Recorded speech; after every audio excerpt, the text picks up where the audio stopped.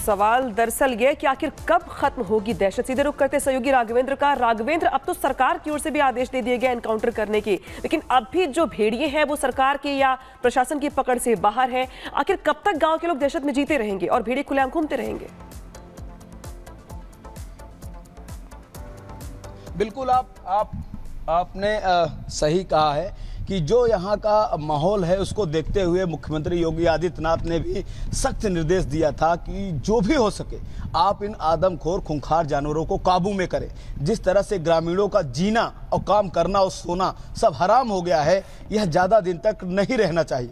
ऐसे में लगातार यहाँ पे वन विभाग के मंत्री और प्रभारी मंत्री दौरा कर रहे हैं, बड़े बड़े अधिकारी यहाँ पर आ रहे हैं, वन विभाग की टीमें लगी है, एक्सपर्ट बुलाए गए हैं, वाइल्ड लाइफ टीम के लोग हैं यहाँ पर अब शूटर्स बुला लिए गए हैं जो वन विभाग के एक्सपर्ट होते हैं।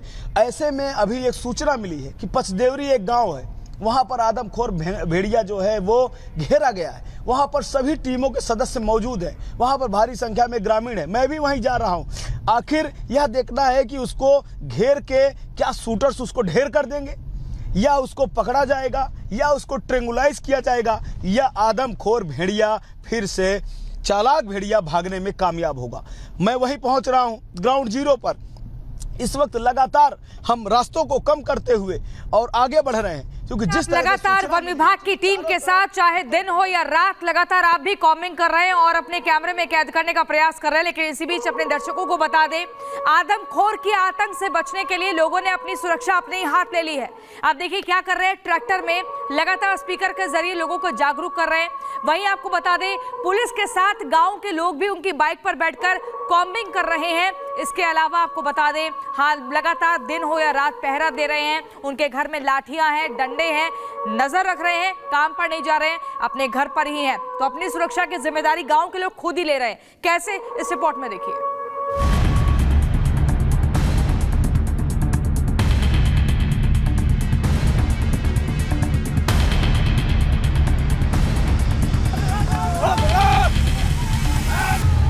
सावधान रहे, सावधान सावधान सावधान।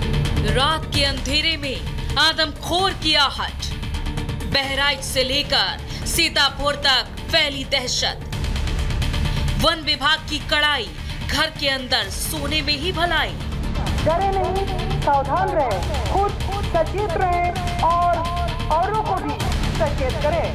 सावधान सावधान सावधान। मतलब साफ है कि जीना है तो जाग जाओ, सावधान रहो, सतर्क रहो, क्योंकि आदमखोर कब कहां किसको निवाला बना ले किसी को नहीं पता। कब कहां कोई उसका शिकार बन जाए, कब कहां ये आदमखोर किसी के दरवाजे पर दस्तक दे दे, कोई नहीं जानता। यही वजह है कि गांव की नींद उड़ गई है। यहाँ के लोग रात भर जागकर अपनी सुरक्षा खुद कर रहे हैं, खुद हाथों में लाठी डंडे लेकर सबको सतर्क कर रहे हैं। वन विभाग के कर्मियों के साथ मोर्चा संभाले हुए हैं, क्योंकि अब जान पर बनाई है। आदमखोर खूंखार भेड़ियों से बचने के लिए गांव वाले लगातार गश्त कर रहे हैं और लगातार वन विभाग की टीम जागरूक भी कर रही है। आप देखिए इस ट्रैक्टर पर किस तरह से एक लाउड स्पीकर के द्वारा गांव वासियों को बताया जा रहा है कि आपको लापरवाही नहीं करनी है। आप सुनिए कि आखिर क्या कहा जा रहा है। जी हाँ, डरे नहीं, सावधान रहे, खुद सचेत रहे और औरों को भी सचेत करें। सावधान सावधान सावधान। आप सभी ग्रामवासियों को सचेत किस तरह क्या अलर्ट किया जा रहा है। साथ ही आप देखिए ये वन विभाग के जवान हैं, उत्तर प्रदेश पुलिस के भी जवान हैं, और ग्रामीण देखिए मोटरसाइकिल पर डंडे ले लेकर मोटरसाइकिल से लगातार ये गश्त कर रहे हैं। खूंखार के खौफ का आलम ऐसा है कि दिन तो दिन, रात में भी गांव वाले डर के साए में सांस लेने को मजबूर हैं। यही वजह है कि रात भर गश्त कर लोगों को अलर्ट किया जा रहा है। बाहर सो रहे लोगों को घरों के अंदर सोने की अपील की जा रही है। पकड़ लेगा आप जान पाएंगे। ये जिंदगी बहुत कीमती है, इसको बचा के क्या करोगे? जिंदगी खराब बिल्कुल नहीं। ये जिंदगी दोबारा नहीं मिलनी है भैया। ये बहुत आपसे निवेदन है, हाथ जोड़ के। अरे नहीं लेटे, छत पे लगा लीजिए, अंदर लगा लीजिए, हम लेटे नहीं है। हालांकि वन विभाग भी इन आदमखोरों को पिंजरे में कैद करने के लिए ऑपरेशन चला रहा है। तकनीक का सहारा लेकर इन्हें पकड़ने की कोशिश की जा रही है। मासूमों को बचाने के लिए दिन रात पुलिस पेट्रोलिंग कर रही है, लेकिन इन सभी कोशिशों के बाद भी आदमखोर भेड़िए पकड़ से दूर हैं। जिसके बाद सवाल उठता है कि कब ये आदमखोर पिंजरे में कैद होंगे और कब इन गाँव के रहने वाले लोगों को चैन की नींद मिल पाएगी। Bureau report, Republic Bharat.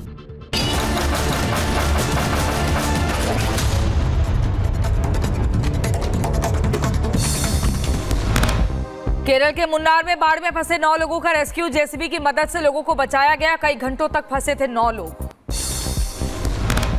Gurugram में भी बारिश के बाद बाढ़, सड़कें हुई जलमग्न। खराब मौसम के कारण लोगों की आवाजाही हो रही है परेशानी। वाराणसी में बाढ़ से बुरा हाल, गंगा किनारे रहने को मजबूर हुए पुजारी, लोगों की मदद में जुटा प्रशासन। तेलंगाना के भद्राचलम में लगातार बढ़ रहा गोदावरी नदी का जलस्तर, बारिश के बाद जलस्तर में लगातार बढ़ोतरी हो रही है।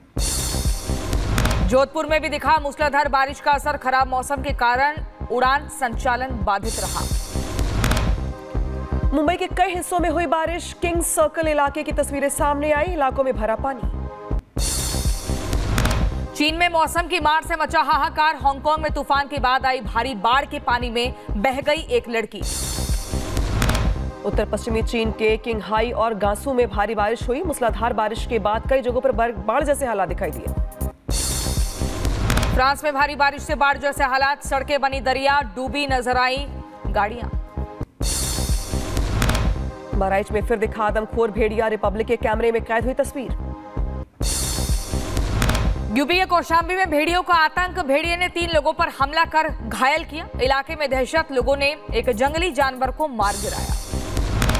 यूपी के बहराइच में इंसान नहीं मिलने पर बकरी ने भेड़िए को बनाया निशाना, एक ही रात में 3 हमलों से दहशत में लोग। यूपी के कौशाम्बी में भेड़िए ने युवक पर किया हमला, गांव के लोगों ने भेड़िए को पीट कर मौत के घाट उतारा। यूपी के लखीमपुर में बाघ से इलाके में दहशत, खेतों में दिखे बाघ के पैरों के निशान, बाघ के गांव के अंदर घुसने की आशंका।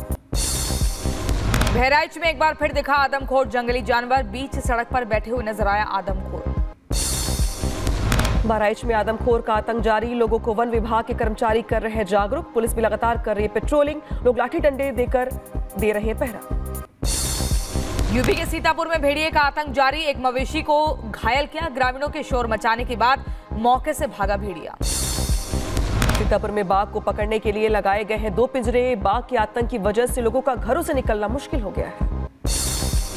लखीमपुर खीरी में फिर दिखे बाघ के पैरों के निशान, अब तक 4 लोगों पर कर चुका है हमला। बाघ को पकड़ने के प्रयास में जुटी वन विभाग और पुलिस टीम।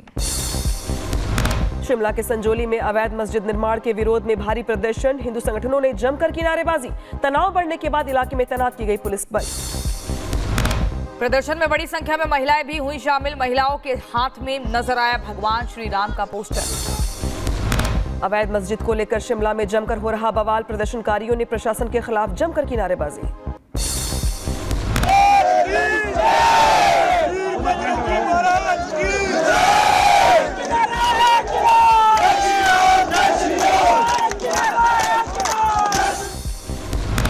मस्जिद विवाद पर सीएम सुक्खू का बयान, कहा कानून तोड़ने वालों पर एक्शन होगा, प्रदेश में सभी लोग एक समान।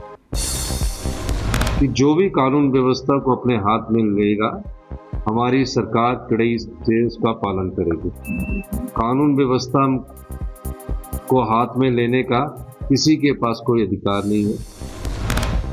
आरजी कर रेप मर्डर केस में इंसाफ की मांग और सीएम ममता के खिलाफ जोरदार प्रदर्शन, कोलकाता के जाधवपुर इलाके में देर रात हुआ विरोध प्रदर्शन।